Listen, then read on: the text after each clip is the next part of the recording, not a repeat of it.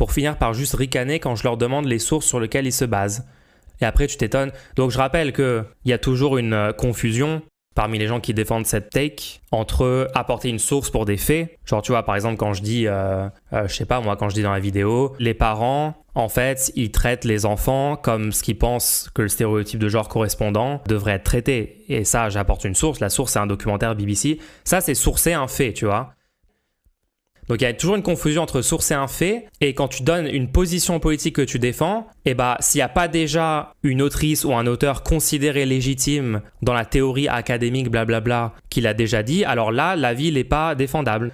C'est une confusion permanente entre name dropper des gens pour légitimer ton avis politique, ta position politique, et citer des sources pour des faits. C'est ce qui n'a juste rien à voir. Alors, c'est comme si, imagine, je sais pas moi, quelqu'un arrive avec l'idée de la fétichisation de la marchandise. Il y a bien quelqu'un à un moment qui a proposé l'idée de fétichisation de la marchandise, ok ?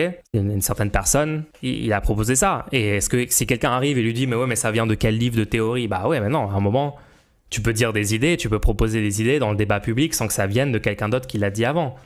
On parle pas de mal sourcer un fait, on parle de adosser ton avis à l'opinion de quelqu'un d'autre. Enfin bref. Toujours cette confusion.